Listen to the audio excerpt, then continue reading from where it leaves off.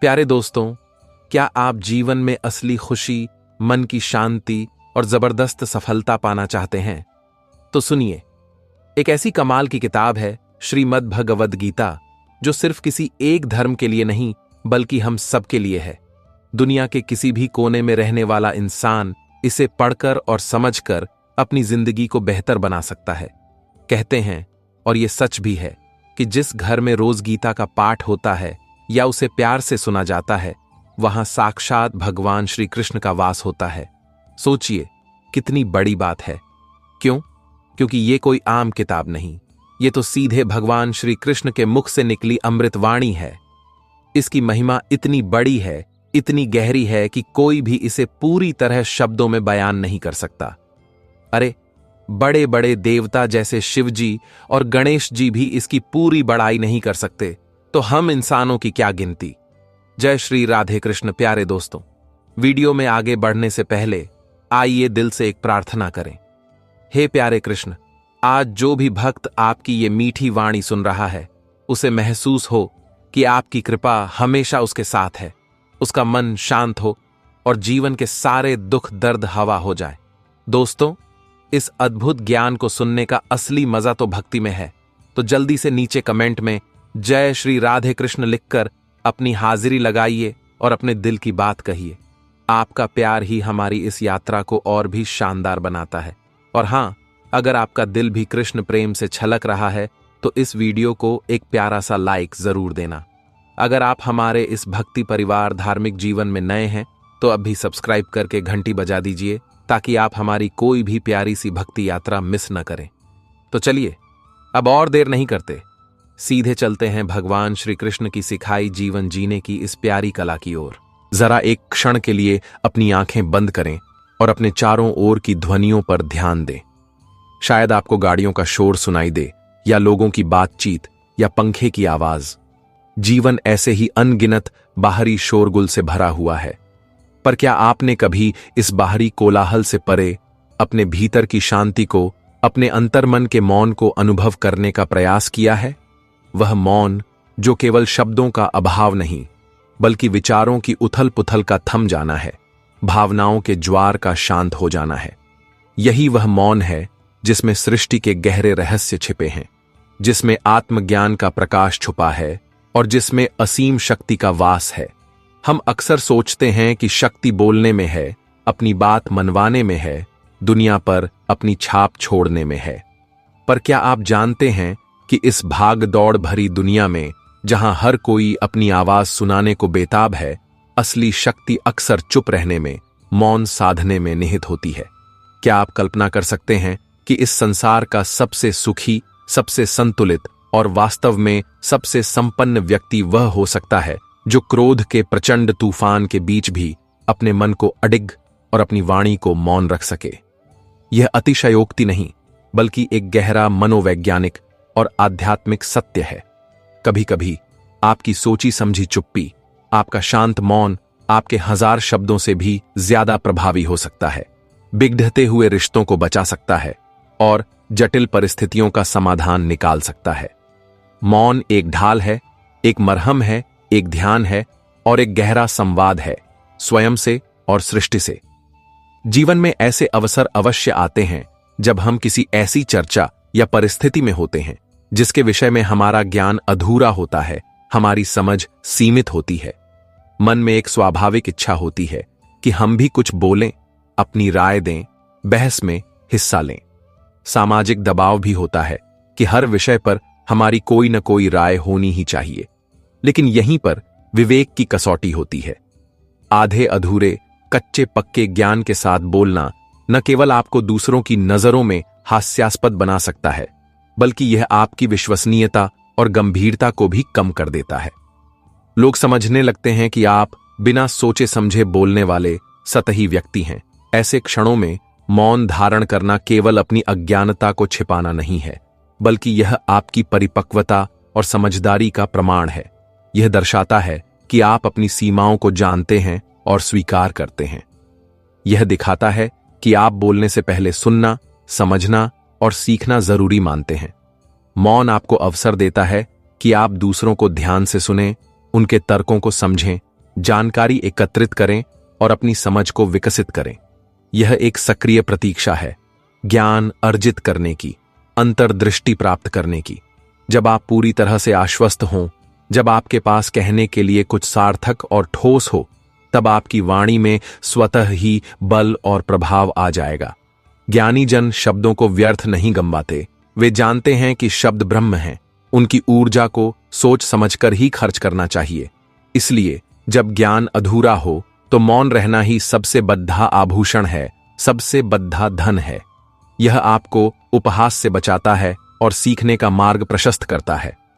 हम एक ऐसे संसार में रहते हैं जहां नकारात्मकता विभिन्न रूपों में हमारे सामने आती है।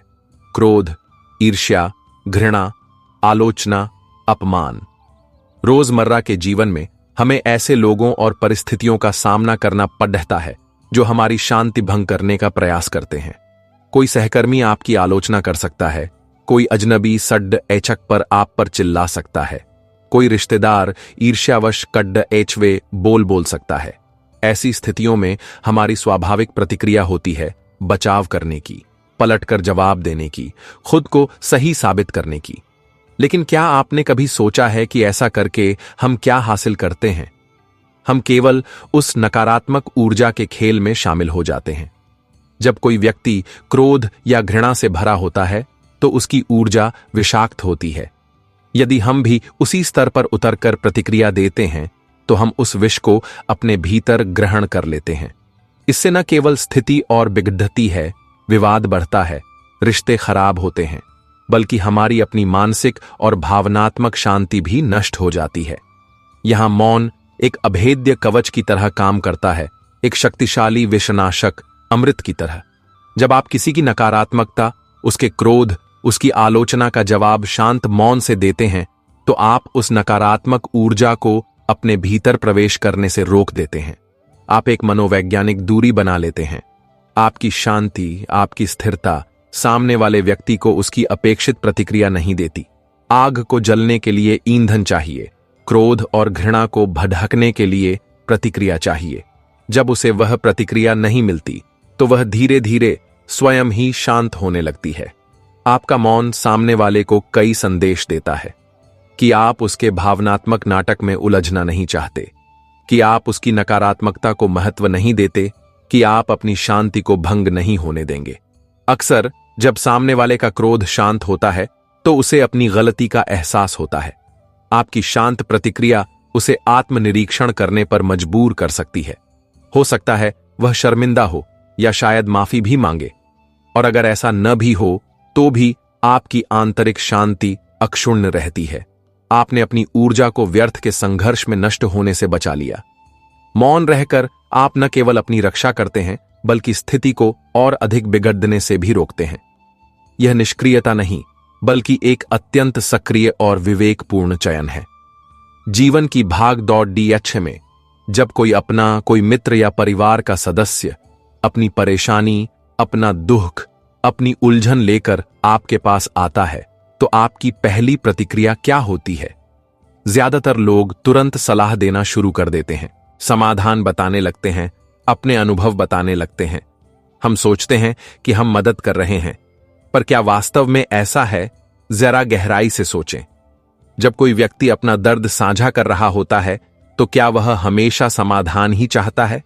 अक्सर नहीं। कई बार वह केवल चाहता है कि कोई उसकी बात को पूरे ध्यान से, बिना किसी पूर्वाग्रह के, बिना बीच में टोके, बस सुन ले। वह चाहता है कि कोई उसकी भावनाओं को समझे, उसके दर्द को महसूस करे, उसे यह एहसास दिलाए कि वह अकेला नहीं है। यहां पर मौन अपनी सबसे मधुर और करुणामयी भूमिका निभाता है। ध्यान से सुनना, जिसे हम सक्रिय श्रवण कहते हैं, यह मौन का ही एक रूप है। इसमें आप अपनी वाणी को तो शांत रखते हैं, पर अपने मन, अपनी आंखों, अपनी पूरी उपस्थिति से सामने वाले व्यक्ति के साथ जुड़ जाते हैं। आप उसकी बातों को, उसके अनकहे दर्द को, उसकी भावनाओं को ग्रहण करते हैं। आपकी शांत, स्थिर उपस्थिति उसे सुरक्षा का एहसास कराती है। आपकी आंखों में झलकती सहानुभूति उसे बताती है कि आप वास्तव में परवाह करते हैं।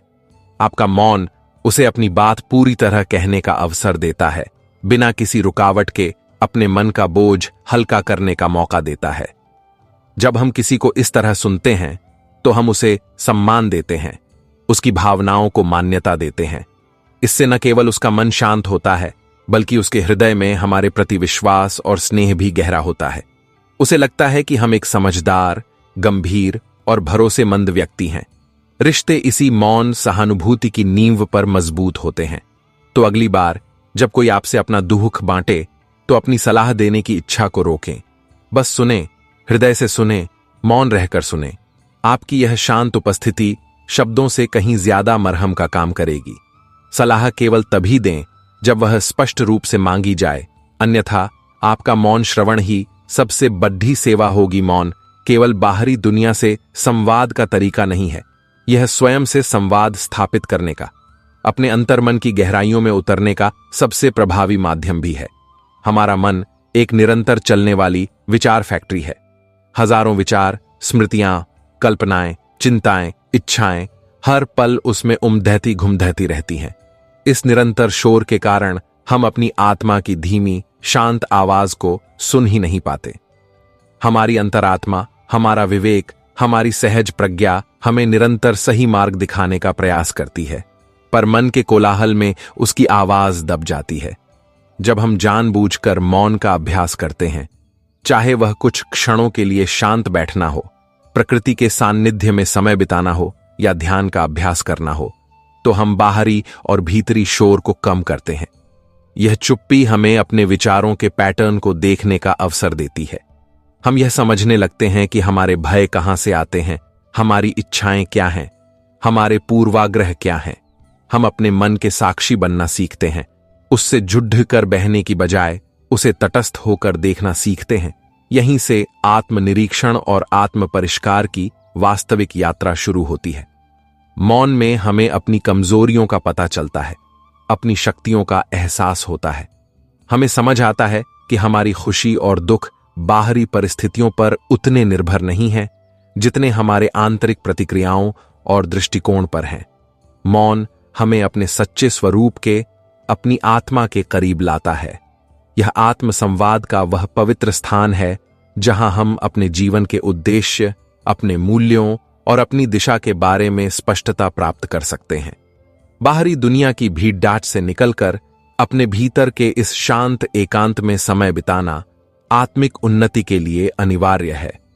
जब हम मन को शांत करने और मौन साधने की बात करते हैं तो भगवद गीता हमारा सर्वोत्तम मार्गदर्शन करती है।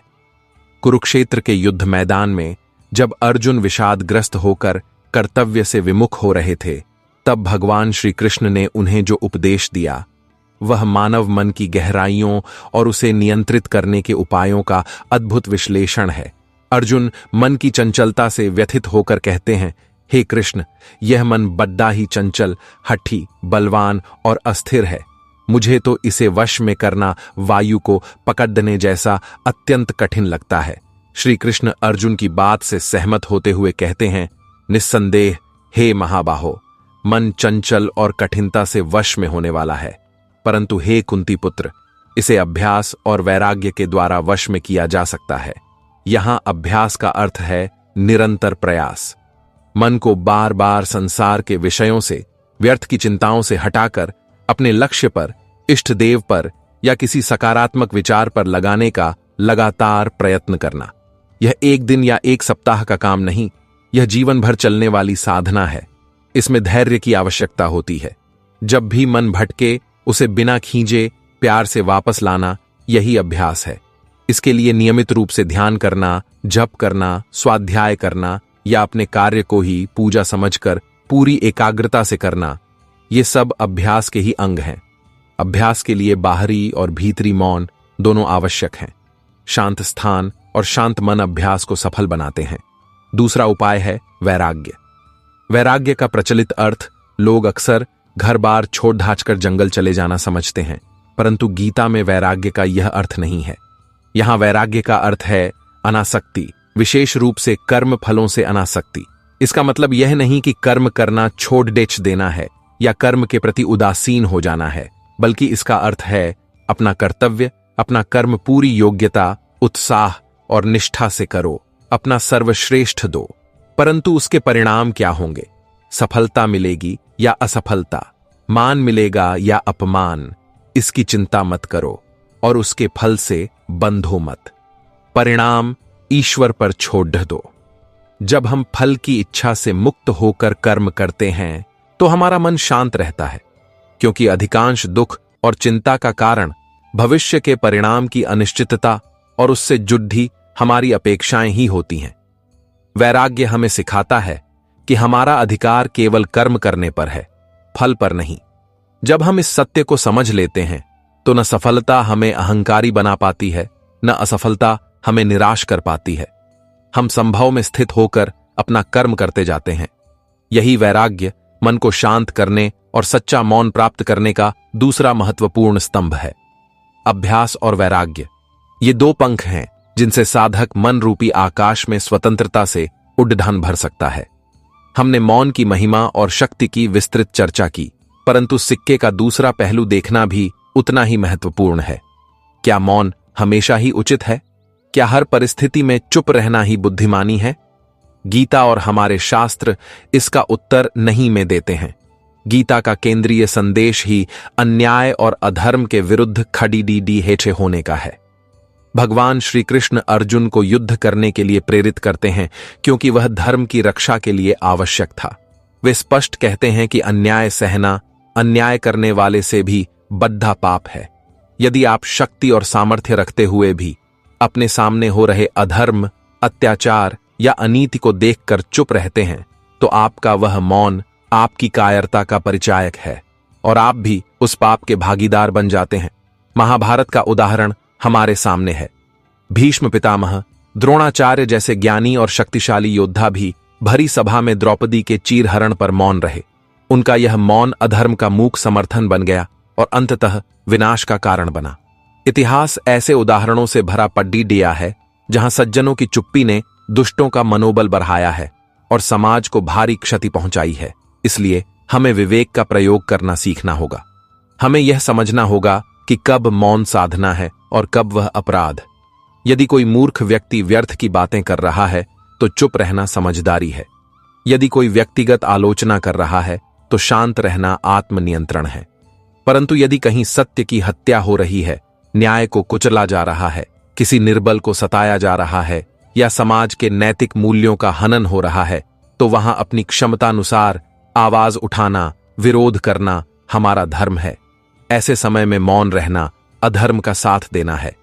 कुछ लोग आपकी शालीनता और चुप्पी को आपकी कमजोरी समझ सकते हैं और उसका अनुचित लाभ उठाने का प्रयास कर सकते हैं। ऐसे लोगों को यह स्पष्ट संदेश देना आवश्यक है कि आपकी शांति आपकी कमजोरी नहीं, बल्कि आपकी चुनी हुई प्रतिक्रिया है और जरूरत पर डीडीएचने पर आप अन्याय का प्रतिकार करना भी जानते हैं। इसीलिए परिस्थिति का सही आकलन करें, अपने विवेक से निर्णय लें कि कहां मौन स्वर्ण है और कहां वाणी वज्र बननी चाहिए। सत्य और धर्म की रक्षा के लिए बोला गया शब्द भी मौन की शक्ति का ही विस्तार है, क्योंकि वह गहन चिंतन और साहस से उत्पन्न होता है। जब हम नियमित रूप से और समझदारी पूर्वक मौन का अभ्यास अपने जीवन में उतारते हैं तो यह केवल एक आदत नहीं रहती, बल्कि एक शक्तिशाली साधना बन जाती है जो हमारे व्यक्तित्व और जीवन में गहरे और सकारात्मक परिवर्तन लाती है। आइए इन परिवर्तनों को थोड़ा और विस्तार से समझें। मौन का सबसे पहला और प्रत्यक्ष लाभ है हमारी भावनाओं पर नियंत्रण पाना सीखना, विशेष रूप से क्रोध जैसी विनाशकारी भावना पर।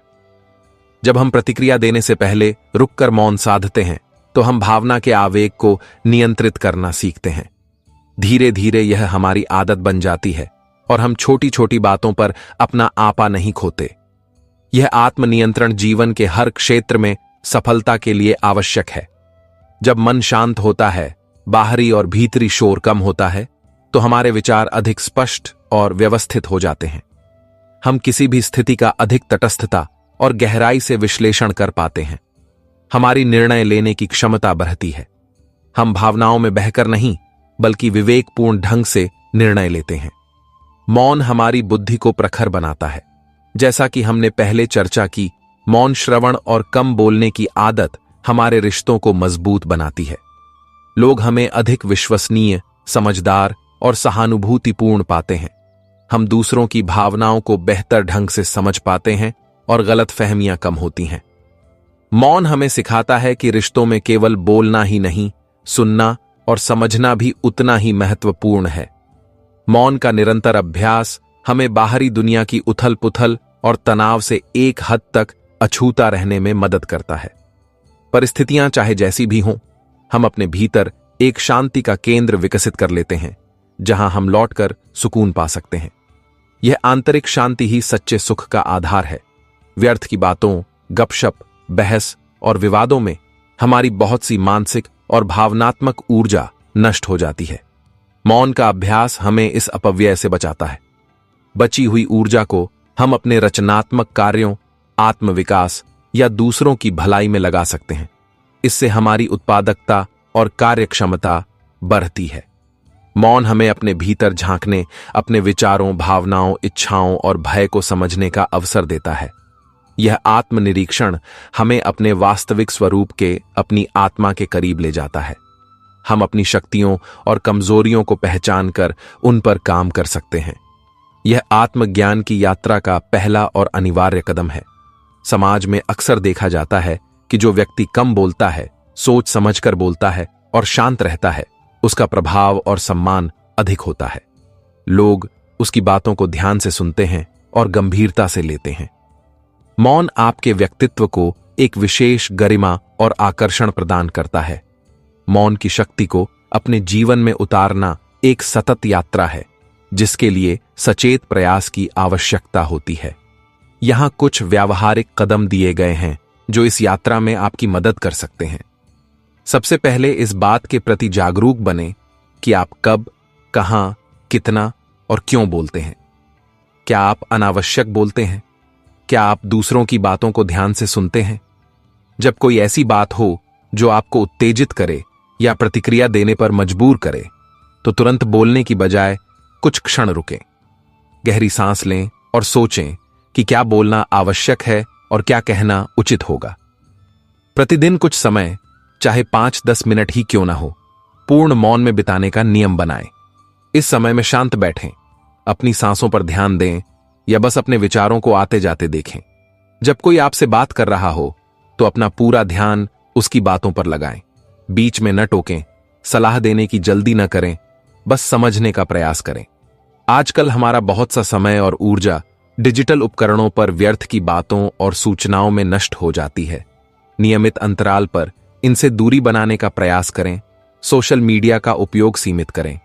प्रकृति स्वयं मौन की सबसे बड़ी शिक्षिका है। बाग बगीचे, पहाड़ियाच, नदी किनारे शांत बैठकर प्रकृति के मौन संगीत को सुनें। यह मन को अद्भुत शांति प्रदान करता है। प्रयास करें कि कम शब्दों में अपनी बात कहें। अनावश्यक विस्तार और व्यर्थ की बातों से बचें। जो बोलें वह सार्थक और उपयोगी हो। तो मित्रों, हमने देखा कि मौन केवल चुप्पी या शब्दों का अभाव मात्र नहीं है। यह एक गहरा सागर है जिसमें शांति, शक्ति, ज्ञान और आत्म साक्षात्कार के अनमोल मोती छिपे हैं। यह एक भाषा है जिसे हृदय समझता है, एक संवाद है जो आत्मा को परमात्मा से जोड़ रहता है। यह एक साधना है जो हमारे जीवन को रूपांतरित कर सकती है, हमें क्रोध से शांति की ओर, अशांति से स्थिरता की ओर, अज्ञान से ज्ञान की ओर ले जा सकती है। मौन की शक्ति को पहचानना और उसे अपने जीवन में साधना एक कला भी है और एक विज्ञान भी। इसके लिए धैर्य, साहस, विवेक और निरंतर अभ्यास की आवश्यकता होती है। पर विश्वास मानिए, इस साधना का फल अत्यंत मधुर और स्थायी होता है। एक ऐसा जीवन जो बाहरी परिस्थितियों के थपेड़ों के बावजूद भीतर से शांत, संतुलित, आनंदित और सशक्त हो। गीता में कहा गया है, हे अर्जुन, तुम केवल अपना कर्तव्य निभाओ और फल की अपेक्षा मत करो। तुम परिणाम को नियंत्रित नहीं कर सकते, समय ही सब कुछ अपनी इच्छा के अनुसार घटित करता है। यह वाक्य जितना सरल लगता है उतना ही गहरा है। मनुष्य की सबसे बड़ी उलझन यही है कि वह कुछ करता है और चाहता है कि परिणाम तुरंत सामने आ जाए। जैसे ही हम कोई अच्छा काम करते हैं, हमारा मन तुरंत सोचने लगता है, अब मेरी प्रशंसा होनी चाहिए, लोग मेरा सम्मान करें, कोई मेरी मदद के लिए आगे आए या मुझे जल्द ही सफलता मिल जानी चाहिए। लेकिन जब ऐसा नहीं होता तो हम टूटने लगते हैं, निराश हो जाते हैं और कभी कभी तो अच्छे कर्मों से भी हमारा विश्वास उठने लगता है। लेकिन श्री कृष्ण हमें समझाते हैं कि जीवन एक खेत की तरह है। आप जो कुछ भी करते हैं वह एक बीज की तरह है। जब आप बीज बोते हैं तो वह तुरंत फल नहीं देता, वह मिट्टी के नीचे चला जाता है, आपकी नजरों से ओझल हो जाता है। कई दिनों तक आपको वह कुछ करता हुआ नहीं दिखता। आप उसे पानी देते हैं लेकिन ऊपर से सब खाली लगता है। फिर भी किसान हर दिन धैर्यपूर्वक भूमि को सींचता है, मौसम का ध्यान रखता है और इंतजार करता है, क्योंकि उसे विश्वास है कि बीज भीतर ही भीतर अपना काम कर रहा है। ठीक वैसे ही जब आप कोई अच्छा कर्म करते हैं, जैसे किसी की मदद करते हैं, ईमानदारी से जीते हैं या निस्वार्थ प्रेम करते हैं, पूरी निष्ठा से मेहनत करते हैं, तो उसका प्रभाव भी आपके भीतर घटित हो रहा होता है। हम उसे देख नहीं सकते, लेकिन ब्रह्मांड उस बीज को जानता है। हर कर्म एक ऊर्जा है और वह ऊर्जा कभी व्यर्थ नहीं जाती। श्री कृष्ण यह भी कहते हैं कि हर कर्म के पीछे एक समय जुड़ा होता है। जैसे आम के पेड़ को फल देने में कई साल लगते हैं, जबकि धनिया कुछ ही दिनों में उग जाता है। आप कौन सा बीज बोते हैं यह भी देखना होगा। यदि आपने जीवन में वर्षों तक ईमानदारी का, मेहनत का, आशा का बीज बोया है, तो उस बीज को भी फल देने में समय लगेगा, और जब वह फल देगा तो वह न केवल आपको बल्कि आपके आसपास के लोगों को भी तृप्त करेगा। यह समझना भी महत्वपूर्ण है कि कई बार कर्मों का फल उस रूप में नहीं आता जैसा हमने सोचा था। हमने किसी की मदद की और उम्मीद की कि वही व्यक्ति हमारी मदद करेगा, लेकिन हो सकता है वह कुछ न करे, पर किसी अनजान राह पर, किसी नए मोड़ पर कोई दूसरा व्यक्ति उसी ईमानदारी से हमारी मदद कर दे। तब समझना चाहिए कि यह उसी बीज का फल है जो हमने बहुत पहले बोया था। कई बार हमारे अच्छे कर्मों का फल तब दिखाई देता है जब हम टूटने की कगार पर होते हैं, और ठीक उसी पल कोई चमत्कार होता है, कोई रास्ता बन जाता है, कोई हाथ बढ़ा देता है, और हम सोचते रह जाते हैं कि यह कैसे हुआ। यह कुछ और नहीं बल्कि पुराने कर्म थे जो अब फल बनकर सामने आए हैं। समस्या केवल यह है कि हम में धैर्य नहीं है। हम फल आज, अभी चाहते हैं, लेकिन श्री कृष्ण सिखाते हैं कि तुम्हारा कर्म करना धर्म है, फल देना समय और ईश्वर का काम है। तुम बस बिना थके, बिना रुके कर्म करते रहो, और जब सही समय आएगा, जीवन स्वयं तुम्हारे सामने उसका प्रतिफल रख देगा। तो अगर आज आपने किसी के लिए कुछ अच्छा किया है, ईमानदारी से जी रहे हैं, मेहनत कर रहे हैं, प्यार बांट रहे हैं और बदले में कुछ नहीं मिल रहा, तो चिंता मत करो, क्योंकि बीज अभी मिट्टी में है और मिट्टी के नीचे प्रक्रिया चल रही है। वह तुम्हारी आंखों से छिपी है, पर ईश्वर की आंखों से नहीं। और जिस दिन वह बीज अंकुर बनकर निकलेगा, तब वह सिर्फ एक पौधा नहीं बल्कि तुम्हारे विश्वास का प्रमाण होगा कि अच्छे कर्म कभी व्यर्थ नहीं जाते। बस धैर्य और विश्वास रखो और श्री कृष्ण के वचनों को अपने जीवन का आधार बना लो। फिर हर दिन एक नया रथ बनेगा, एक नई फसल उगेगी। श्री कृष्ण कहते हैं, अर्जुन, इस संसार का यह नियम अटल है, जो जैसा बोता है वैसा ही काटता है। कर्म करने वाला व्यक्ति सोचता है कि वह दूसरों के साथ जैसा चाहे वैसा व्यवहार कर सकता है, लेकिन वह भूल जाता है कि उसका हर कर्म एक ऊर्जा बनकर इस ब्रह्मांड में स्थापित हो जाता है, और फिर वही ऊर्जा लौटकर उसी रूप में उसके जीवन में प्रकट होती है। अब गहराई से सोचिए, जब आप किसी को बिना कुछ कहे भी प्रेम से देखते हैं, उसकी चिंता करते हैं, उसके दुख में शामिल होते हैं या थोड़ी सी मदद कर देते हैं, तो हो सकता है वह व्यक्ति उस समय कुछ न कहे, लेकिन उस भावना की ऊर्जा उसके मन पर उतरती है, और यही ऊर्जा समय के साथ घूमकर कभी आपकी तरफ लौटती है, कभी किसी अजनबी से, कभी ऐसे मोड़ पर जब आपको सबसे ज्यादा जरूरत होती है। उदाहरण के लिए, मान लीजिए एक दिन आप सड़क पर चल रहे थे और एक वृद्ध व्यक्ति को सड़क पार करने में मदद की। उस व्यक्ति ने धन्यवाद भी नहीं कहा, आप भूल कर आगे बढ़ गए, लेकिन जो ऊर्जा आपने वहां छोड़ी वह ब्रह्मांड में संचित हो गई। वर्षों बाद जब आप किसी अनजान शहर में अकेले परेशान हो, तो कोई अजनबी आकर बिना किसी कारण, बिना किसी अपेक्षा के ठीक वैसे ही आपकी मदद कर देगा। आप चौंक जाएंगे कि यह अचानक कैसे हुआ, लेकिन वास्तव में यह अचानक नहीं था। यह उसी कर्म की ऊर्जा थी जो लौट कर आई थी। इसी तरह अगर आप किसी का अपमान करते हैं, उसे ठेस पहुंचाते हैं, कठोर शब्द कहते हैं। भले ही वह व्यक्ति आपको तुरंत जवाब न दे, लेकिन आपने नकारात्मक ऊर्जा ब्रह्मांड में छोड़ दी है। वह कहीं न कहीं गूंजती रहती है और एक दिन वही अपमान, वही चोट किसी और के चेहरे से होकर आप तक लौट आती है। तब हम कहते हैं कि मेरे साथ ऐसा क्यों हुआ, जबकि यह वही था जो हमने भेजा था, बस चेहरे बदल गए, भावना वही रही। श्री कृष्ण इसीलिए कहते हैं कि जीवन को समझने के लिए हमें अपने कर्मों को एक बीज की तरह देखना चाहिए। जब आप प्रेम, दया, सेवा का बीज बोते हैं तो वह ऊर्जा बनकर संसार में फैलता है और फिर एक दिन किसी न किसी कोने से, किसी न किसी रूप में वह आपके लिए प्रेम, दया और सेवा बनकर लौट आता है। और जब वह आता है तो न केवल आपके जीवन को सुंदर बनाता है, बल्कि यह भी समझाता है कि संसार में कोई भी कर्म व्यर्थ नहीं जाता। यहां हर सोच, हर भावना, हर व्यवहार, चाहे छोटा हो या बड़ा, एक ऊर्जा है, एक चक्र है जो घूमकर वहीं आता है जहां से वह चला था। तो अगर आप चाहते हैं कि आपके जीवन में सम्मान हो, प्रेम हो, सहयोग हो, तो पहले उसे अपने कर्मों से, अपने व्यवहार से फैलाइए। वही कीजिए जो आप चाहते हैं कि कोई आपके साथ करे, क्योंकि अंततः जैसा व्यवहार आप दूसरों के साथ करेंगे वैसा ही एक दिन आपके साथ भी होगा। चाहे कोई और करे या वही व्यक्ति करे, इससे फर्क नहीं पड़ता। फर्क सिर्फ उस ऊर्जा से पड़ता है जो आपने भेजी है। कर्म की यह ऊर्जा ब्रह्मांड की सबसे शक्तिशाली और निष्ठावान शक्ति है। यह कभी चूकती नहीं, कभी रुकती नहीं, बस घूमती रहती है और जब समय आता है तो उसी रंग, उसी ढंग और उसी भावना से लौट आती है जैसी आपने उसे भेजा था। तो अगर आज आपके साथ कुछ अच्छा हो रहा है, कोई आपकी मदद कर रहा है, कोई बिना कहे आपकी परवाह कर रहा है, आपकी प्रशंसा कर रहा है, तो जान लीजिए कि आपने भी कभी किसी के साथ ऐसा ही किया होगा। और अगर कुछ कठिन हो रहा है तो एक बार अपने कर्मों को जांचिए, क्योंकि हर कर्म एक ऊर्जा है और हर ऊर्जा गूंज की तरह लौट कर आती है, जैसे वादियों से शब्द लौट कर आते हैं।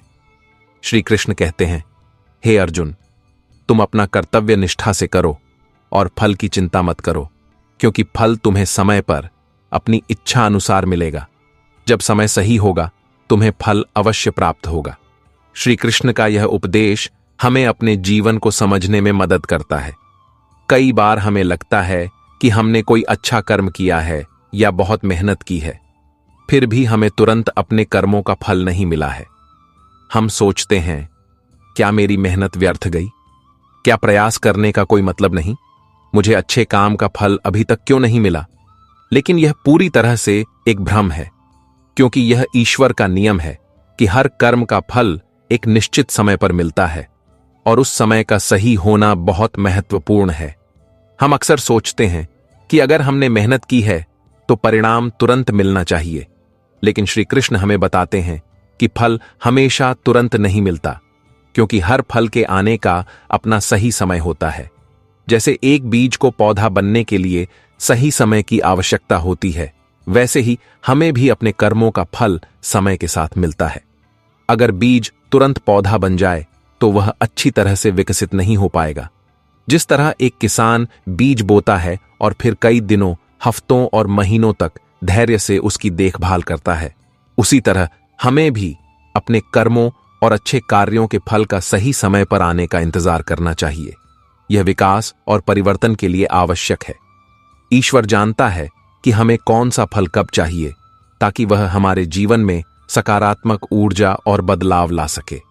हमें यह समझना चाहिए कि अगर हमें फल तुरंत मिल गया तो शायद हम उसे सही तरीके से समझ या सराह नहीं पाएंगे। इसे एक उदाहरण से समझते हैं। मान लीजिए आप किसी अच्छे व्यक्ति की मदद करते हैं और चाहते हैं कि वह तुरंत आपको धन्यवाद दे, लेकिन वह व्यक्ति उस समय कुछ नहीं कहता और आप निराश हो जाते हैं। हालांकि वह व्यक्ति किसी दिन आपकी मदद को याद करेगा और शायद एक दिन आपके जीवन में आकर बहुत अच्छे तरीके से आपकी मदद करेगा। यह ईश्वर का नियम है। वह जानता है कि हमें वह फल कब मिलेगा। हमें तब मिलेगा जब हमें उसकी सबसे ज्यादा जरूरत होगी। इसलिए फल का समय ईश्वर की इच्छा के अनुसार होता है, हमारे हाथ में नहीं। हमें बस कर्मों पर विश्वास रखना होता है। जीवन में सही समय का होना बहुत मायने रखता है। जैसे एक कच्चे फल का स्वाद तब तक मीठा नहीं होता जब तक वह पूरी तरह पक न जाए, उसी तरह हमारे जीवन में भी बदलाव और सफलता सही समय पर ही आकर हमें पूरी तरह से समृद्ध और संतुष्ट करेंगे। ईश्वर का उद्देश्य केवल हमारा कल्याण है और वह हमें फल तभी देता है जब वह जानता है कि हम उसे स्वीकार करने के लिए पूरी तरह तैयार हैं। कभी कभी हम जल्दी परिणामों के लिए तैयार होते हैं, लेकिन यह नहीं समझते कि ईश्वर हमारे लिए एक ऐसी योजना बनाता है जो हमारे लिए कहीं अधिक सुंदर और बेहतर होगी। अगर हम जल्दबाजी करेंगे तो हम उन चीजों को खो देंगे जो सही समय पर हमारे लिए सर्वश्रेष्ठ हो सकती हैं। इसलिए ईश्वर का समय उपयुक्त और सर्वोत्तम है और हमें उस पर विश्वास रखना चाहिए। जब आपको लगे कि आपने अच्छा किया है और उसका फल तुरंत नहीं मिल रहा है, तो समझें कि ईश्वर उस फल का सही उपहार सही समय पर देकर आपके जीवन को संवारेगा। धीरे धीरे आप उस बिंदु पर पहुंचेंगे जहां आप अपने कर्मों के वास्तविक परिणाम को देख पाएंगे। यह ईश्वर का नियम है कि फल देर से मिलता है, लेकिन वह आपके लिए बिल्कुल उपयुक्त होता है। तो अपने कर्मों पर विश्वास रखें, ईश्वर के निर्णयों पर पूरा भरोसा रखें और मानें कि देर से आने वाला फल मीठा होता है। श्री कृष्ण कहते हैं, हे अर्जुन, तुम जो भी कर्म करते हो उसका फल तुम्हें अवश्य मिलेगा, लेकिन जब तुम बुरे कर्म करते हो और तुम्हें उसका तुरंत फल नहीं मिलता, तो यह ईश्वर की कृपा नहीं बल्कि तुम्हें एक चेतावनी है, ताकि तुम्हें अपने कर्मों को सुधारने का समय मिले। यह तुम्हारे सुधार के लिए है, न कि तुम्हें यह मानने के लिए कि फल मिलेगा ही नहीं। कभी कभी जीवन में ऐसा होता है कि हम कुछ गलत करते हैं, किसी को दुख पहुंचाते हैं या अपनी नीयत से दूसरों का नुकसान करते हैं, और फिर हमें उसका कोई तत्काल परिणाम नहीं मिलता। ऐसा लगता है जैसे हम बच गए। हम सोचते हैं कि कुछ नहीं हुआ, इसका मतलब यह गलत कर्म या तो सही था या इसका कोई फल नहीं होगा। लेकिन श्री कृष्ण के इस उपदेश से हमें समझना चाहिए कि जब हम गलत काम करते हैं और हमें तुरंत कोई सजा नहीं मिलती, तो यह वास्तव में ईश्वर की कृपा नहीं बल्कि हमें सुधरने का एक अवसर है। सोचिए, अगर हमें हर गलत काम की कीमत तुरंत मिल जाती तो क्या हम कभी सुधर पाते? क्या हम कभी अपनी गलतियों से सीख पाते? इसीलिए ईश्वर हमें समय देता है, अवसर देता है, ताकि हम अपने कर्मों पर पुनर्विचार कर सकें, अपने रास्ते को सुधारने का समय मिले और हम सही दिशा में बढ़ सकें। यह ईश्वर की कृपा नहीं, यह एक चेतावनी है, एक संदेश है कि तुम अभी भी सोच सकते हो, सुधर सकते हो, अपने कर्मों को सही मार्ग पर ला सकते हो। यह ऐसा है जैसे कोई बच्चा गलती करे और मां या पिता उसे तुरंत दंड न दें, बल्कि समझाएं और सुधरने का समय दें। यह समझाने का समय इसलिए होता है ताकि बच्चा अपनी गलती से सीखे और दोबारा न करे। ईश्वर भी हमारे साथ ऐसा ही करता है। जब हम बुरा काम करने के बाद तुरंत कोई नकारात्मक परिणाम नहीं पाते, तो यह ईश्वर का संकेत है कि हमें सुधार की आवश्यकता है, हमें थोड़ा और समय मिला है। वह हमें बताता है कि तुम्हारे पास अभी भी मौका है सुधरने का, तुम्हारे अंदर अच्छाई है, तुम सही रास्ते पर आ सकते हो। यह समय ईश्वर का उपहार है, यह एक चेतावनी है। यह समय है हमें खुद को समझने का, अपने कर्मों पर विचार करने का। यह हमें महसूस कराता है कि हम गलत रास्ते पर चल रहे हैं और हमें बदलने की जरूरत है। अगर हम इस समय का उपयोग अपनी गलतियों पर विचार करने, समझने और सुधार करने में करते हैं, तो हम सही रास्ते पर जा सकते हैं और अपने जीवन में सकारात्मक बदलाव ला सकते हैं। कभी कभी लोग सोचते हैं कि मैंने जो गलत किया उसका कोई परिणाम नहीं मिला, तो इसका मतलब सब ठीक था। लेकिन यह एक भ्रम है। ईश्वर किसी के बुरे कर्मों को अनदेखा नहीं करता। अगर हमें किसी बुरे काम का फल तुरंत नहीं मिलता है, तो इसका मतलब यह नहीं है कि हम बच गए हैं। यह एक संकेत है कि हमें सुधार का एक और अवसर दिया गया है। हमें इसका सही उपयोग करना चाहिए। जैसे किसी गाड़ी के इंजन में खराबी हो और वह तुरंत बंद न हो, तो इसका मतलब यह नहीं कि गाड़ी ठीक चल रही है। यह इस बात का संकेत है कि समस्या जरूर है और हमें उसे ठीक करने की जरूरत है। ठीक उसी तरह जब हमारे बुरे कर्मों का फल तुरंत नहीं मिलता, तो यह समझाने का समय है कि हम अपने जीवन को सुधारें, अपने अंदर की गड़बड़ी को ठीक करें। श्री कृष्ण हमें बताते हैं कि ईश्वर का उद्देश्य हमें दंडित करना नहीं, बल्कि हमें सही दिशा में मार्गदर्शन करना है। जब हम बुरे कर्म करने लगते हैं, तो हमें सही रास्ते पर लाने के लिए अगर हमें बाद में कोई फल नहीं मिलता है तो हमें इसे एक अवसर समझना चाहिए और सुधार करना चाहिए, क्योंकि समय हमसे कर्म की अपेक्षा करता है, न कि गलत कर्मों को सही ठहराने की। तो जब आपको लगे कि आपने कुछ गलत किया है और उसका तुरंत परिणाम नहीं मिला, तो समझें कि यह ईश्वर की चेतावनी है। यह संकेत है कि आप अभी भी समय रहते अपने कर्मों और जीवन में सुधार ला सकते हैं। यह ईश्वर की कृपा नहीं, बल्कि उसका आशीर्वाद है कि वह आपको सुधार का एक और मौका दे रहा है। किसी भी कार्य को छोटा मत समझो, क्योंकि हर कर्म का एक अदृश्य प्रभाव होता है। हम जो कुछ भी करते हैं उसका असर न केवल हम पर बल्कि पूरे संसार पर पड़ता है। चाहे वह छोटा सा प्रयास हो या बड़ा, यह सब हमारे जीवन में समय के साथ परिणाम के रूप में दिखाई देता है। जब हम अपनी मेहनत से कुछ हासिल करते हैं, किसी लक्ष्य को पाते हैं, तो वह लक्ष्य न केवल हमारी बाहरी दुनिया को बदलता है, बल्कि हमारे भीतर भी एक गहरी शांति और आत्मविश्वास भरता है। यह फल इस बात का प्रमाण है कि हम जो करते हैं उसका प्रभाव समय के साथ कहीं न कहीं उभरता है। कभी कभी परिणाम तुरंत नहीं मिलता, लेकिन हमें यह विश्वास रखना चाहिए कि लेकिन यह केवल हमारी सीमित सोच का परिणाम है। समय बीतने पर हमारे सभी कर्म मिलकर हमें एक गहरी समझ और संतुष्टि देते हैं, जो जीवन में वास्तविक सफलता का आधार है। जब हम अपने कार्य में पूरी निष्ठा और समर्पण के साथ जुड़ते हैं, तो किसी भी कार्य का परिणाम हमारे जीवन में सकारात्मकता और संतुलन के रूप में प्रकट होता है। हम इस फल को धीरे धीरे महसूस करते हैं और यह हमें हमारी यात्रा की दिशा को और स्पष्ट करता है। जैसे एक किसान अपने खेत में अच्छे बीज बोने की उम्मीद रखता है कि एक दिन उसे फसल मिलेगी, वैसे ही हमें अपने प्रयासों पर विश्वास रखना चाहिए। समय हमें हमारे कर्मों का परिणाम दिखाता है और वह हमारी मेहनत का सम्मान करता है।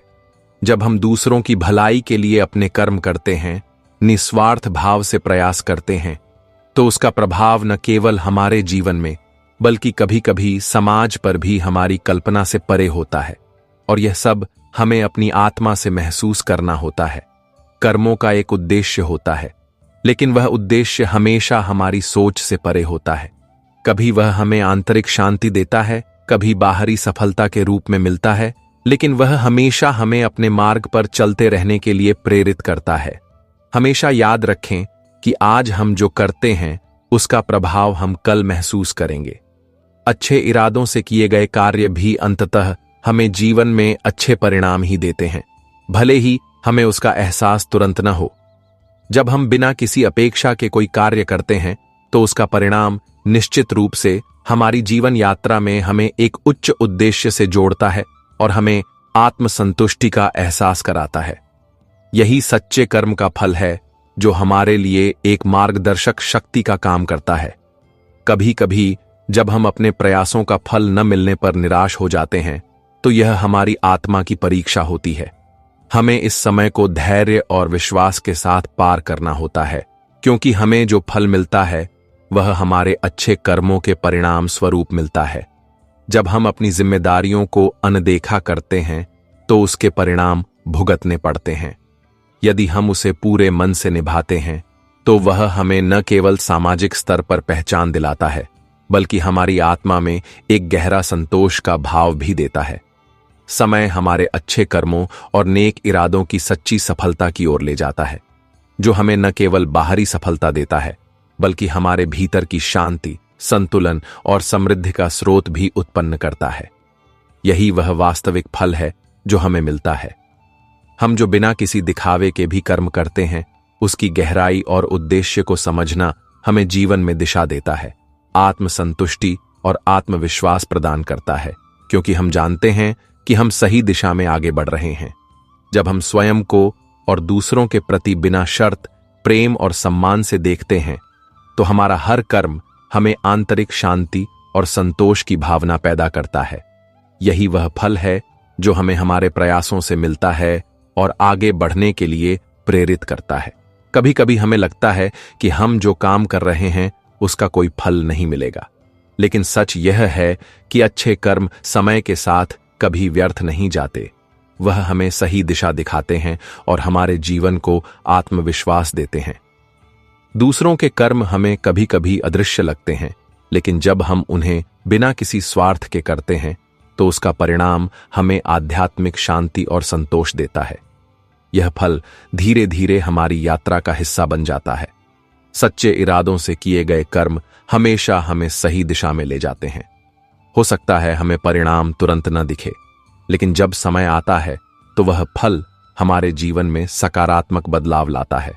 कभी कभी वह हमारे रूप को बदल देता है और हमें लगता है कि हमारी मेहनत व्यर्थ जा रही है, लेकिन जब हम अपने कार्यों को पूरी निष्ठा से करते हैं तो एक दिन वह हमें शांति, संतोष और आत्मनिर्भरता के रूप में जरूर मिलता है।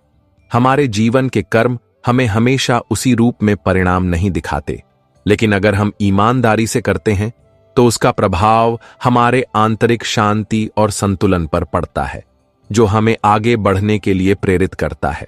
ऐसा लगता है कि हम जो काम कर रहे हैं उसके परिणाम हमें नहीं मिल रहे हैं, लेकिन जब हम विश्वास रखते हैं तो फल किसी न किसी रूप में धीरे धीरे हमारे पास आता है, जो हमारी यात्रा को और सार्थक बनाता है। अच्छे कर्म समय के साथ बेहतर और निर्दोष परिणामों में बदलते हैं। जब हम स्वयं के लिए नहीं बल्कि दूसरों के लाभ के लिए काम करते हैं तो उसका फल हमें आंतरिक रूप से शांति और आत्मविश्वास के रूप में प्राप्त होता है। कभी कभी हम सोचते हैं कि हमारी मेहनत का कोई असर नहीं हो रहा, लेकिन जब हम पूरे दिल से अपना काम करते हैं तो उसका परिणाम हमें धीरे धीरे दिखाई देता है और हम शांति, संतुलन और आध्यात्मिक विकास महसूस करते हैं। हम जो काम करते हैं उसका प्रभाव कभी कभी हमारे भीतर होता है कि हमें बाहर से परिणाम नहीं मिलता, लेकिन वह हमें आंतरिक खुशी और संतोष देता है, जो हमारे जीवन को और सरल बनाता है। हमारे कर्मों का फल समय के साथ हमें आध्यात्मिक जागरूकता और मानसिक शांति के रूप में मिलता है। यह हमें हमारे प्रयासों का प्रतिफल देता है और सही दिशा में बढ़ने के लिए प्रेरित करता है। जीवन में हर कर्म का एक उद्देश्य होता है, लेकिन वह उद्देश्य हमेशा तुरंत दिखाई नहीं देता।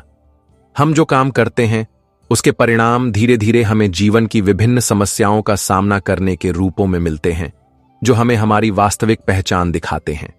जो काम हमारी पहचान दिखाता है वह हम पूरी निष्ठा से करते हैं। उसका फल हमें किसी न किसी रूप में जरूर मिलता है। यह फल हमें हमारी यात्रा में सही दिशा और संतुलन प्रदान करता है।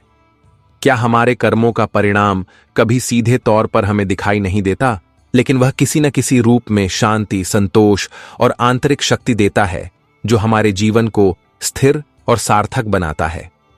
कभी कभी हमें लगता है कि हम जो कुछ कर रहे हैं उसका कोई परिणाम नहीं मिलेगा, लेकिन जब समय आता है तो हम महसूस करते हैं कि हमें शांति और संतुलन के रूप में आत्मविश्वास मिल रहा है। हम जो भी कर्म करते हैं उसका लाभ हमें किसी न किसी रूप में मिल रहा होता है। यह फल हमें कभी कभी किसी विशेष रूप में नहीं मिलता, लेकिन यह जीवन के हर पहलू में परिवर्तन और सुधार के रूप में दिखाई देता है। हमेशा याद रखें कि हमारे कर्म का फल हमें उस रूप में मिलता है जिसकी हमें सबसे ज्यादा जरूरत होती है। कभी कभी वह हमें आध्यात्मिक शांति के रूप में मिलता है, कभी ऐसे अवसर जो हमारे जीवन को बदल देते हैं। हमारे कर्मों का फल हमें कभी तुरंत प्राप्त नहीं होता, लेकिन अगर हम उसे लंबे समय तक निष्ठा से करते हैं तो उसका प्रभाव कुछ समय बाद अपनी आध्यात्मिक यात्रा में प्रकट होता है। यह फल हमारे प्रयासों को सार्थक बनाता है। जो काम हम निस्वार्थ भाव से करते हैं उसका फल हमें शांति, संतुलन और आत्मविश्वास देता है, जो हमारे जीवन को मजबूत और खुशहाल बनाता है। यह हमें दिशा दिखाता है। जब हम किसी काम में पूर्णता के साथ लगे रहते हैं तो उसका फल समय के साथ रूप बदलता है। कभी वह हमें शांति और संतोष देता है, कभी हमारे आत्मविश्वास को मजबूत करता है। कभी कभी हम सोचते हैं कि हमारे अच्छे कर्मों का फल तुरंत नहीं दिखेगा, लेकिन जब समय सही होता है तो हमें परिणाम अवश्य मिलता है। यही कर्म का वास्तविक परिणाम है। क्या हमें कभी कभी लगता है कि हमारे प्रयास व्यर्थ जा रहे हैं? लेकिन हमें यह समझना होगा कि हर कर्म, चाहे छोटा हो या बड़ा, एक नई दिशा की ओर संकेत करता है। उसका परिणाम कभी न कभी सामने आता है। हम अपने जीवन में जो कर्म करते हैं उसका प्रभाव न केवल परिणाम पर पड़ता है, बल्कि हमारे मानसिक और आंतरिक विकास को भी प्रभावित करता है। यही वह फल है जो हमें समय के साथ सच्ची शांति देता है। हम जितनी ईमानदारी से काम करते हैं, उतना ही हमें परिणाम उस रूप में मिलता है जिसकी हमें आवश्यकता होती है। कभी हमें आत्मविश्वास की आवश्यकता होती है, कभी शांति और संतुलन की। जैसे हमारे कर्मों का तुरंत परिणाम नहीं मिलता, लेकिन समय के साथ हम यह अनुभव करते हैं कि उनके फल हमेशा हमारी आवश्यकता के अनुसार आते हैं। चाहे वह हमें कभी बदलाव के रूप में मिले या नई दिशा के रूप में। आपके अच्छे कर्मों का परिणाम तुरंत नहीं मिलता, लेकिन जब हम सही दिशा में आगे बढ़ते हैं तो हमें बिना किसी प्रयास के वह फल मिलता है जो हमें सही रास्ते पर बनाए रखता है। कर्मों का मूल्य तब समझ आता है जब वे हमारे जीवन में सही दिशा दिखाते हैं और हमें आध्यात्मिक संतोष और शांति प्रदान करते हैं। यही हमारे कर्मों का फल है। फल जब हमें सबसे ज्यादा जरूरत होती है तब मिलता है। यदि वह हमारी इच्छा के अनुसार मिलता है तो वह हमें शांति और संतुलन लाता है और आत्मविश्वास देता है, जो हमें अपने जीवन को सही दिशा में जीने के लिए प्रेरित करता है। जो काम हमें करने के लिए प्रेरित करता है, हमारे दिल की बातें, उनके फल हमें समय पर मिलते हैं। ये फल हमें कभी बाहरी सफलता, कभी आध्यात्मिक संतोष और कभी जीवन के उद्देश्य के रूप में मिलता है, जिसे हम समझते हैं। हमारे कर्मों का फल हमेशा भीतर से आता है, चाहे वह शांति हो, आत्म जागरूकता हो या जीवन की सच्चाई को समझना हो। ये फल हमें आध्यात्मिक संतोष और स्थिरता प्रदान करता है। हमारी मेहनत कभी बाहर से दिखाई नहीं देती, लेकिन वह हमें अंदर से एक नई ऊर्जा, दृष्टिकोण और आत्मविश्वास देती है। यही हमारे कर्मों का वास्तविक परिणाम है। हम जो भी काम करते हैं, उसका परिणाम हमेशा हमें सकारात्मक बदलाव के रूप में मिलता है। कभी वह हमारी सोच को बदलता है, कभी शांति और संतुलन के रूप में हमें दिखाई देता है। सच यह है कि हमारे कर्मों का परिणाम हमें वह दिखाता है जो हम पहले नहीं देख पाते थे। यह हमें आत्मविश्वास और संतुलन का एहसास कराता है, जो हमें जीवन की एक नई दिशा देता है। हमारा हर कर्म हमारे दिशा को बदल सकता है, हमारे भीतर एक बदलाव शुरू करता है। समय के साथ हमें एक नई समझ और शांति देता है, जो हमें सही रास्ते पर चलने के लिए प्रेरित करती है। जब हम बिना किसी अपेक्षा के अपना काम करते हैं, तो उसका परिणाम हमें ऐसे रूप में मिलता है जिसके बारे में हम कभी सोच भी नहीं सकते। यह हमें आंतरिक शांति और संतोष प्रदान करता है। हमारे कर्मों का फल केवल बाहरी सफलता में नहीं, बल्कि हमारी आंतरिक शक्ति, शांति और आत्मविश्वास में निहित है। यही वह वास्तविक फल है जो हमें जीवन को उसके सच्चे अर्थों में जीने के लिए प्रेरित करता है। अच्छे कर्म कभी व्यर्थ नहीं जाते। समय आने पर वे हमें नई सोच और आत्मविश्वास के रूप में एक नई दिशा देते हैं, जो जीवन में सच्चा है। कभी कभी हमारे अपने विचार हमें सफलता की ओर ले जाते हैं। काम का परिणाम दिखाई नहीं देता, लेकिन वह हमेशा हमारे भीतर शांति, संतोष और आत्मविश्वास देता है, जो हमारे जीवन की यात्रा को आसान और उद्देश्यपूर्ण बनाता है। जब हम सही इरादों से काम करते हैं, तो समय आने पर जब उनके फल आते हैं, तो हमें अपनी सबसे बड़ी आवश्यकता के अनुसार यह फल मिलता है: आंतरिक शांति, संतुलन और मानसिक स्थिरता। हमारे कर्म हमेशा हमें एक रूप में दिखाई नहीं देते, लेकिन वे हमें जीवन में सच्चाई और उद्देश्य को समझने में मदद करते हैं। यही वह वास्तविक फल है जो हमें जीवन को बेहतर बनाने के लिए प्रेरित करता है। कभी कभी जिन लोगों को हम सबसे ज्यादा प्यार करते हैं, वही हमें सबसे ज्यादा दर्द देते हैं, और तब हम सोचते रह जाते हैं कि हमने ऐसा क्या किया था जो हमें इस मोड़ पर ले आया है। यह जीवन की सच्चाई है।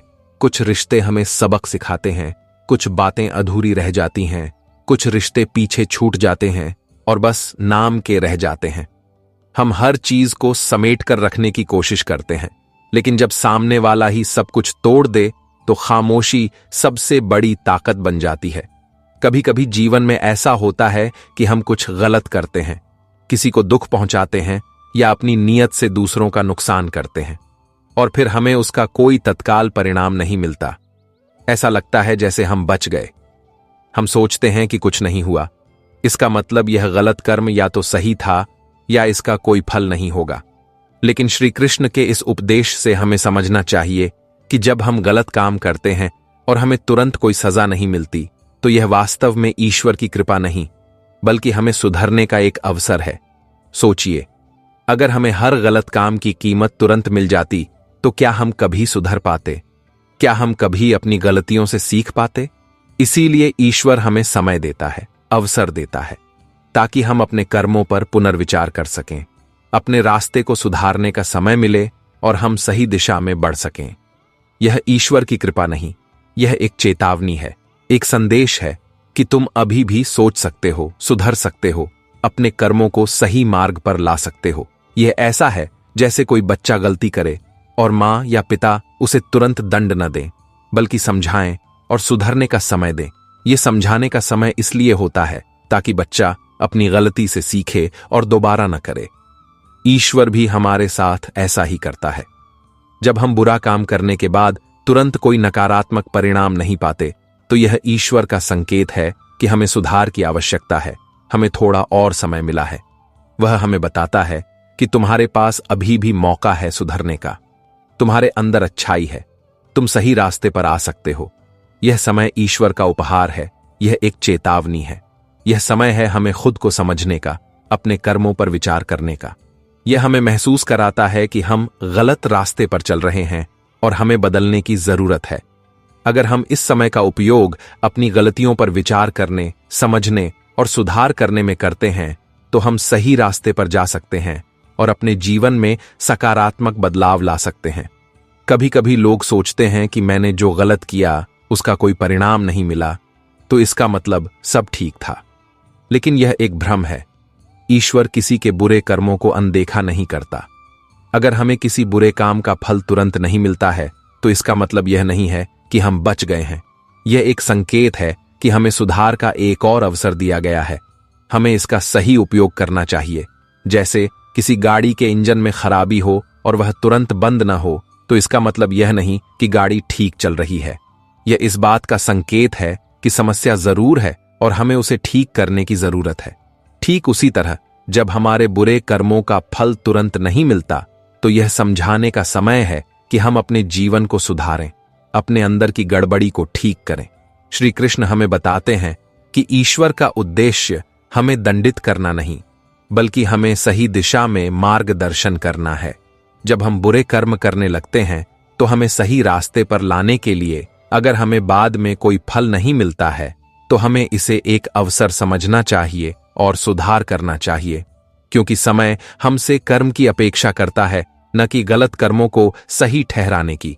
तो जब आपको लगे कि आपने कुछ गलत किया है और उसका तुरंत परिणाम नहीं मिला, तो समझें कि यह ईश्वर की चेतावनी है। यह संकेत है कि आप अभी भी समय रहते अपने कर्मों और जीवन में सुधार ला सकते हैं। यह ईश्वर की कृपा नहीं, बल्कि उसका आशीर्वाद है कि वह आपको सुधार का एक और मौका दे रहा है। किसी भी कार्य को छोटा मत समझो, क्योंकि हर कर्म का एक अदृश्य प्रभाव होता है। हम जो कुछ भी करते हैं, उसका असर न केवल हम पर बल्कि पूरे संसार पर पड़ता है। चाहे वह छोटा सा प्रयास हो या बड़ा, यह सब हमारे जीवन में समय के साथ परिणाम के रूप में दिखाई देता है। जब हम अपनी मेहनत से कुछ हासिल करते हैं, किसी लक्ष्य को पाते हैं, तो वह लक्ष्य न केवल हमारी बाहरी दुनिया को बदलता है, बल्कि हमारे भीतर भी एक गहरी शांति और आत्मविश्वास भरता है। यह फल इस बात का प्रमाण है कि हम जो करते हैं, उसका प्रभाव समय के साथ कहीं न कहीं उभरता है। कभी कभी परिणाम तुरंत नहीं मिलता, लेकिन हमें यह विश्वास रखना चाहिए कि अच्छे कर्मों का फल हमेशा शुभ होता है। पर कभी कभी हमें लगता है कि हम जो प्रयास कर रहे हैं, उसका कोई नतीजा नहीं निकल रहा, लेकिन यह केवल हमारी सीमित सोच का परिणाम है। समय बीतने पर हमारे सभी कर्म मिलकर हमें एक गहरी समझ और संतुष्टि देते हैं, जो जीवन में वास्तविक सफलता का आधार है। जब हम अपने कार्य में पूरी निष्ठा और समर्पण के साथ जुड़ते हैं, तो किसी भी कार्य का परिणाम हमारे जीवन में सकारात्मकता और संतुलन के रूप में प्रकट होता है। हम इस फल को धीरे धीरे महसूस करते हैं और यह हमें हमारी यात्रा की दिशा को और स्पष्ट करता है। जैसे एक किसान अपने खेत में अच्छे बीज बोने की उम्मीद रखता है कि एक दिन उसे फसल मिलेगी, वैसे ही हमें अपने प्रयासों पर विश्वास रखना चाहिए।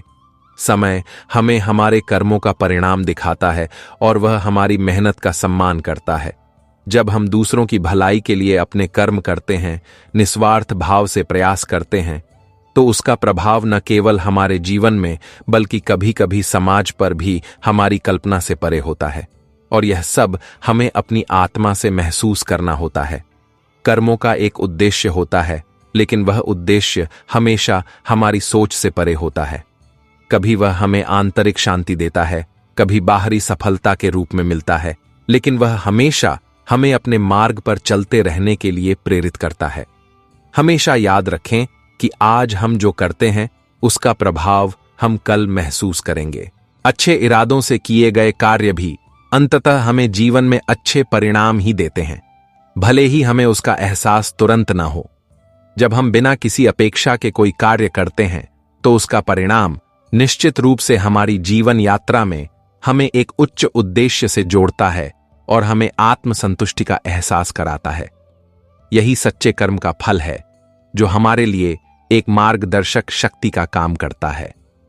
कभी कभी जब हम अपने प्रयासों का फल न मिलने पर निराश हो जाते हैं, तो यह हमारी आत्मा की परीक्षा होती है।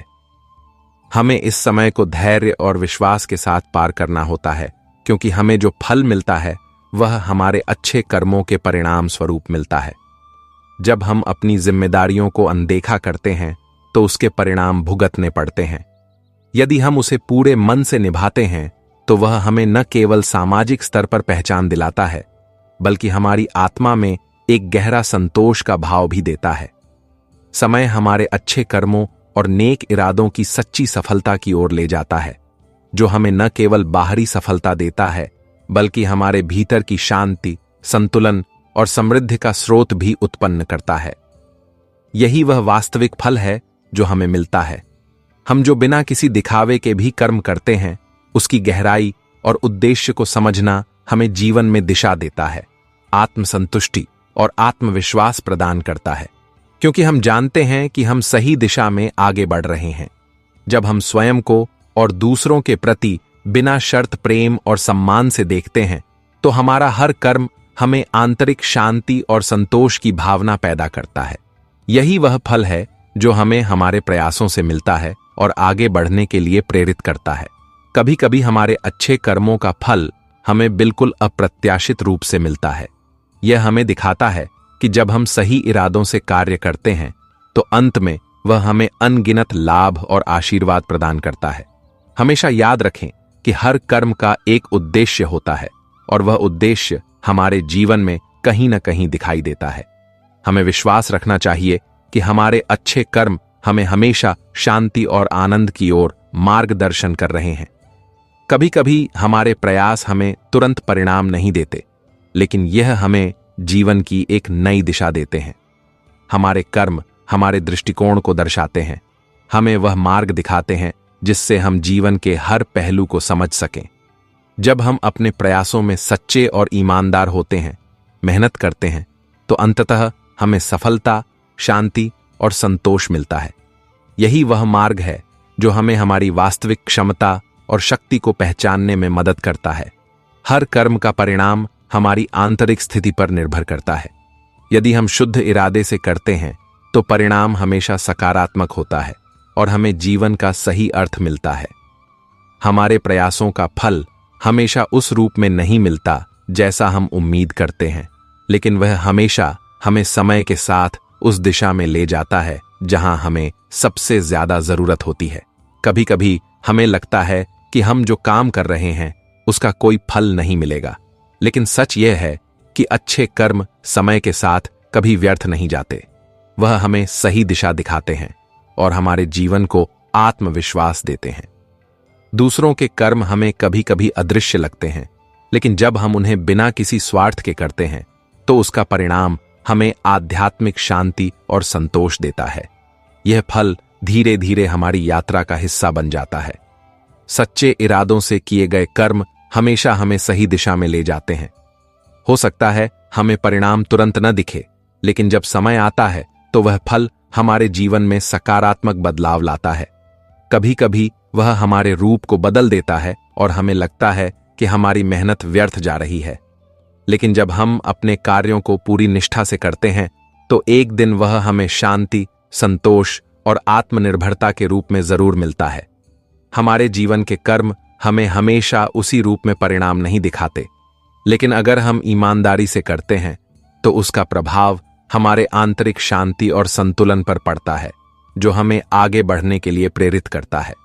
ऐसा लगता है कि हम जो काम कर रहे हैं उसके परिणाम हमें नहीं मिल रहे हैं, लेकिन जब हम विश्वास रखते हैं तो फल किसी न किसी रूप में धीरे धीरे हमारे पास आता है, जो हमारी यात्रा को और सार्थक बनाता है। हम अपने जीवन में जो कर्म करते हैं उसका प्रभाव न केवल परिणाम पर पड़ता है, बल्कि हमारे मानसिक और आंतरिक विकास को भी प्रभावित करता है। यही वह फल है जो हमें समय के साथ सच्ची शांति देता है। हम जितनी ईमानदारी से काम करते हैं उतना ही हमें परिणाम उस रूप में मिलता है जिसकी हमें आवश्यकता होती है। कभी हमें आत्मविश्वास की आवश्यकता होती है, कभी शांति और संतुलन की।